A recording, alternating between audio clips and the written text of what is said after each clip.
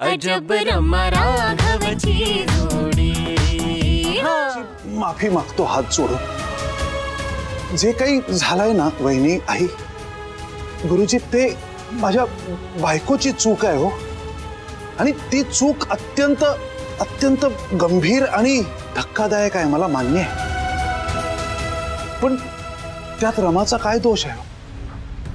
अहो रमा तुमच्या घरात तुमच्या संस्कारात इतके दिवस राहिली वाढली, रमा तुमच्या कुटुंबाच्या सहवासात इतकी बदलली आहे ना गुरुजी की ती तुमच्या कुटुंबाचं वाईट करण्याचा स्वप्नात सुद्धा नाही विचार करू शकत। अहो तुमचं सोडा, ती आता जगात कुणाचंही काही वाईट चिंतूच शकत नाही। हे मी खरंच खात्रीपूर्वक सांगतोय। तिच्याबद्दल गैरसमज नका करून घेऊ, तिच्यावर विश्वास ठेवा।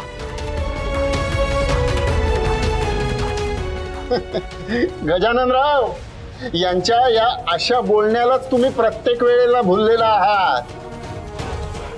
त्यांनी सांगायचं आणि तुम्ही ऐकायचं, याच्यामुळेच त्यांचं फावतं ना। माधव जरा थांब। गिरीशराव आम्ही का विश्वास ठेवायचा तिच्यावर? हा हे बघा गिरीशराव, आपले जुने संबंध आहेत म्हणून तुमच्या पत्नीकडून तुमच्या मुलीकडून आमच्या कुटुंबाला काय त्रास होईल असा स्वप्नात देखील आम्ही विचार केला नाही। पण अंधळा विश्वास ठेवला आणि हे परिणाम भोगतोय आता मी। असो, पण आता इथून पुढे असं होणार नाही। गुरुजी तुम्ही माझ्या शब्दावर विश्वास नसेल ठेवायचा तर नका ठेवू। अहो पण तुम्हीच केलेल्या संस्कारांवरती तरी तुमचा विश्वास आहे ना। आठवा रमा इथे आली तेव्हा कशी होती आणि आता किती बदलली आहे ते। आणि हा तिच्यातला बदल गुरुजी तुमच्या संस्कारांमुळे झालाय। तुम्ही पाहताय ना तिच्यातला बदल, अनुभवताय ना तिच्यातला बदल। मी काय म्हणतो, आपण एकदा आईना विचारूया का त्यांचं काय मत आहे ते? हो हो, मी सहमत आहे तुमच्याशी।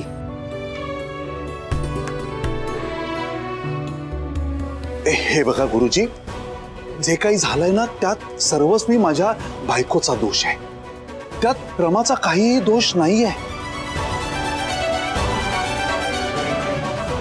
आणि माझी बायको सुद्धा आता स्वतःमध्ये बदल घडवण्याचा प्रयत्न करतेय।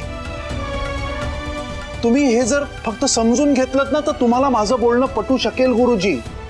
नाही मला मान्य आहे हे जे काही मधल्या काळात घडलंय ना ते विसरण्यासारखं नाहीये, पण जी गोष्ट आपल्याला बदलता नाहीये ती आपण विसरण्याचा निदान प्रयत्न तरी करूया। मुलांचं भविष्य का पणाला लावायचं गुरुजी आपण?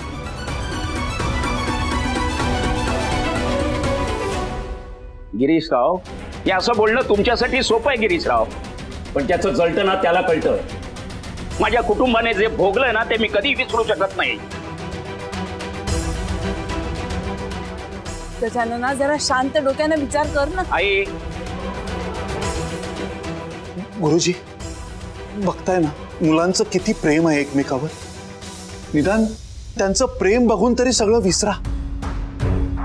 गिरीशराव तुमच्या पत्नीने तुमच्या मुलीने जे काही केलंय ते मला विसरायला सांगण्यापेक्षा या दोघांना एकमेकांना विसरायला सांगा, ते जास्ती योग्य होईल।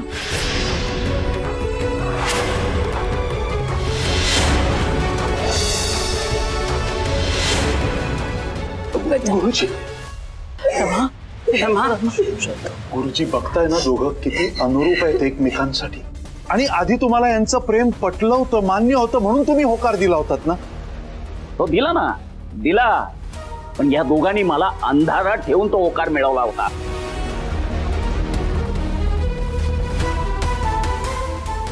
नाही मला कल्पना आहे की हे सगळं अचानक तुमच्या समोर आल्यामुळे तुमचा जास्त संताप होतोय, पण आई राघवच्या उज्ज्वल भविष्याचा आपण नको का विचार करायला?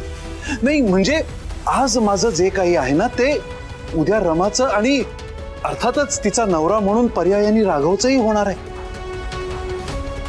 मी खरंच सांगतो तुम्हाला वहिनी, मला राघवमध्ये ना एक चांगला व्यावसायिक दिसतोय खरंच। म्हणजे मी आणि राघव जर एकत्र आलो ना तर आमच्या व्यवसायाची एकत्रितपणे आम्ही कशी भरभराट करतो हे खरंच पाहालच तुम्ही. बघ बघ ताई, मी म्हणत होतो तेव्हा मला वेड्यात काढलं होतं, पण यांच्या मनामध्ये काय ते कळलं ना आता. यांना मुलीला पाठवायचं नाहीये तर जावयाला आणायचंय. नाही माधव, तू यात मध्ये पडू नकोस. शालिनी, माधव म्हणतोय ते अगदी बरोबर आहे.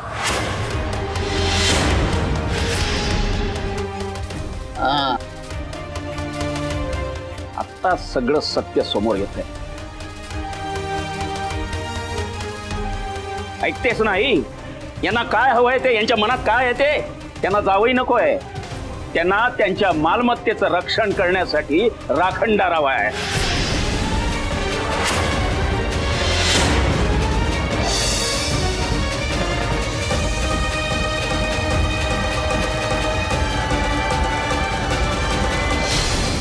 तुम्ही म्हणताय ना तसं माझ्या मनातही नव्हतं हो. आणि मी तुम्हाला खरंच सांगतो, तुम्ही जेव्हा अडचणीत होतात ना तेव्हा तुम्हाला जी काही मदत माझ्याकडनं झाली असेल ना त्यात माझा कसलाही वेगळा हेतू नव्हता.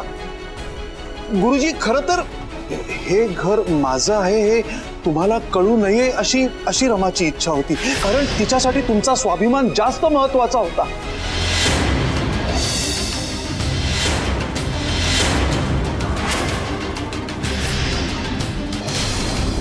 म्हणून इतके दिवसात मी यातलं काहीही बोललो नाही. मला एकदा खरं सांगा, आपली सगळ्यांची इतक्या वर्षांची ओळख असताना मी कधीतरी माझ्या श्रीमंतीचं प्रदर्शन केलंय का हो तुमच्या समोर?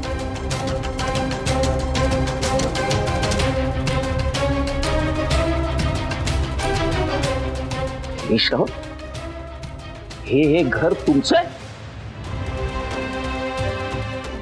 राघव, हे काय ऐकतोय मी? मलाही हे आत्ताच तुमच्या बरोबरच कळतंय. हे म्हणजे असं झालं की उंदराला मांजर साक्ष. अश्विनी, तोंड सांभाळून बोल. रमानी जे काही केलंय ते आपल्या पुरोहितांच्या भल्यासाठीच केलंय. हो, भल्यासाठी म्हणे.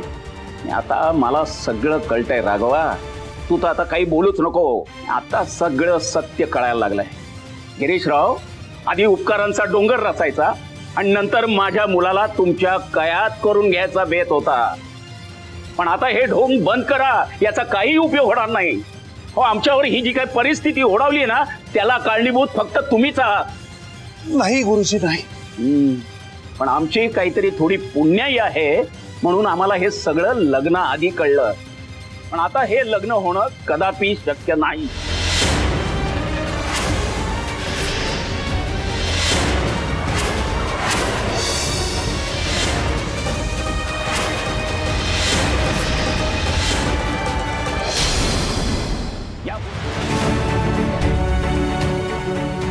गुरुजी, गुरुजी, एक मिनिट गुरुजी. गुरुजी, माझं ऐका. खरंच यात मुलांचा काहीही दोष नाहीये. त्यांना एवढी मोठी शिक्षा नका देऊ गुरुजी. गिरीशराव, याला शिक्षा नाही म्हणत, याला केलेली चूक सुधारणं म्हणतात. मी माझ्या मुलाचं आयुष्य वाया जाण्यापासून वाचवतोय.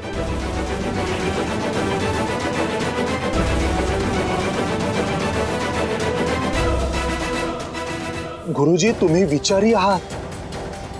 असा टोकाचा निर्णय घेऊन कुणाचंही कधी भलं होत नाही गुरुजी.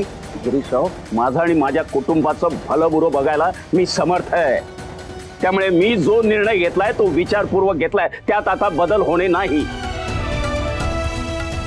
आणि आणखीन एक, रमा बदलली असं तुम्हाला वाटतं, पण जो गुण बाळा तो जन्म काळा. किंवा एकदा मी हात पळून घेतलेत, मला परत आगीशी खेळायची अजिबात इच्छा नाही. गजानन, अरे काय डोक्यात घेतलंयस तू हे? अहो, निदान बाकी कुणाचा नाही, आपल्या मुलांचा तरी विचार करा. शालिनी, मी मुलांचाच विचार करतोय. यापुढे राघवच्या लग्नाची जबाबदारी माझी. मला जी मुलगी त्याला साजेशी वाटेल तीच मुलगी या घरची सून म्हणून येईल.